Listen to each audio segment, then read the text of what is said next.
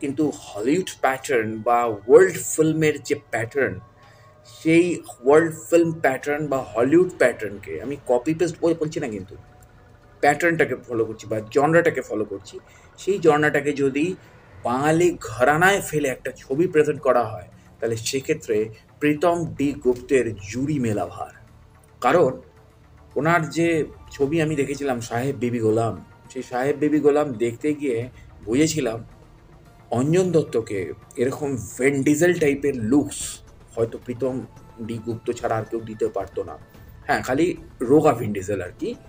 আহ, তিনি হলিউডের when diesel আর উনি আমাদের কলকাতার অঞ্জন দত্ত। কিন্তু পারফরমেন্সে অঞ্জন দত্ত ছাপিয়ে গেছিল দুর্ধর্ষভাবে। এবং শুধু অঞ্জন দত্ত নয়, আমি সাহেব বিবি গোলামের কথা বারবার বলবো, কারণ সাহেব বিবি গোলামে আমরা একটা নতুন বিক্রমকে পেয়েছিলাম, অভিনেতা বিক্রম। এবং সত্যি কথা বলতে আমি বিক্রমকে অভিনেতা হিসেবে চিনেছিলাম কিন্তু এই সাহেব বিবি গোলাম সিনেমাটা থেকে। আমার এত ভালো লেগেছিল ছবিটা।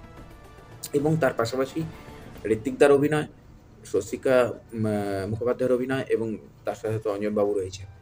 তো এক্স্যাক্টলি এইবার সেই প্রীতম ডি গুপ্ত তারপরে আরও অনেক ছবি করেছেন, সেই ছবিগুলো নিয়ে আমি এখানে আলোচনা করছি না। চালচিত্র যে ছবিটা, এটা আমি প্রথম থেকে জানতাম একটা কপ ইউনিভার্স তৈরি করছে, যেটা শুনে আমি খুব আনন্দ পেয়েছিলাম।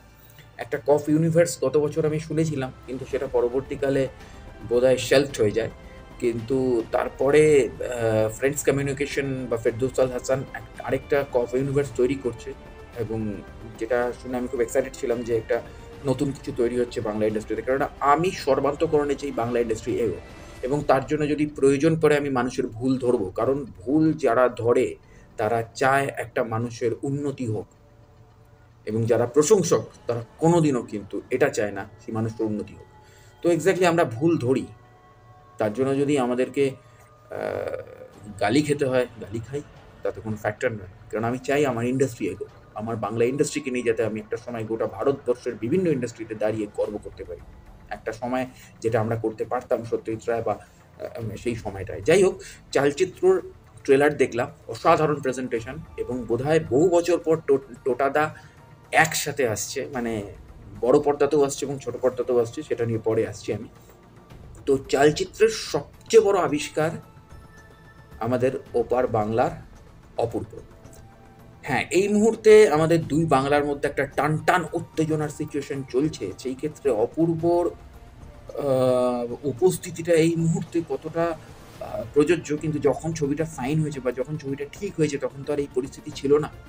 সেহেতু অবশ্য কলকাতার বাঙালি ও বাংলার বাঙালির মতন গাম্বাট নয় বা বোকা নয়। কলকাতার বাঙালির এসব নিয়ে প্রবলেম নয়, কিন্তু ওপার বাংলার বাঙালির এসব নিয়ে প্রবলেম হতো। যাই হোক, হোয়াট এভার। সেই জায়গা থেকে দাঁড়িয়ে চালচিত্রর ট্রেলারের অসাধারণ প্রেজেন্টেশন দেখলাম। এবং আরেকটা জিনিস হচ্ছে, চালচিত্র এবং অনির্বাণবাবুরও চালচিত্র এবং ফেলুদা একই সাথে রিলিজ একই দিনে। তো এটা একটা ভালো লাগছে দেখে যে এত বছর পর টোটাদা একটা হিউজ কামব্যাক। এবং টোটাদার কামব্যাক বলবো না আমি, কারণ মাঝে মাঝে উনি এসে এসে ভালো ভালো কাজ করে দিয়ে চলে যান বলিউড থেকে এসে এসে। তো আমরা খোঁজ দেখেছি, নিখোঁজ দেখেছি, নিখোঁজের পার্ট 2 মানে আমার দেখা হয়নি এখনো। তো যাই হোক, হোয়াট এভার। তো চালচিত্র ট্রেলারটা খুব ভালো হয়েছে, খুব ভালো লাগলো। কিন্তু সিনেমার প্রেজেন্টেশন আরও ভালো দরকার। কারণ আমার মনে হয় ট্রেলারে পুরোটা কোথাও একটা দেখিয়ে দেওয়া হচ্ছে। কারণ অপূর্ব ভিলেন, এইটা যদি প্রথমেই দর্শক বুঝে যায় তাহলে সিনেমাটার কিন্তু চাহিদা কমে যাবে। তাই কোথাও অপূর্বর ক্যারেক্টারটাকে রিভিল না করলেই ভালো হতো হয়তো। হ্যাঁ, হয়তো অপূর্ব ক্যারেক্টারটাকে রিভিল করার জন্য বাংলাদেশে খুব একটা টান টান উত্তেজনা হবে, কিন্তু না, বাংলাদেশে তো আমার ছবিটা এখন রিলিজ করবে না। ওটিটি হলে আলাদা ব্যাপার ছিল, বাংলাদেশে তো ছবিটা রিলিজ করবে না। সেই কারণে অপূর্বর চরিত্রটা এখনই রিভিল না করলে ভালো হতো। কিন্তু যদিও ফ্রেন্ডস কমিউনিকেশনের মালিক ফেরদৌসাল হাসান, তিনি অনেক বেশি সিনেমা বোঝেন। প্রীতম ডি গুপ্তের ছবি, সেখানে দাঁড়িয়ে কথা বলার ধৃষ্টতা নেই আমার, কিন্তু তবুও আমার কোথাও অ্যাজ দর্শক মনে হয়েছে অপূর্ব ক্যারেক্টারটা এনে যেন ছবির তৃষ্ণা কোথাও দর্শক হিসেবে আমার কম হয়েছে। বাকিটা দেখা যাবে সিনেমাতে। অবশ্যই সিনেমাতে কোনো সাসপেন্স রয়েছে। তো অবশ্যই জুড়ে থাকুন আমার চ্যানেলের সাথে। দেখা হচ্ছে পরের ভিডিওতে। নমস্কার।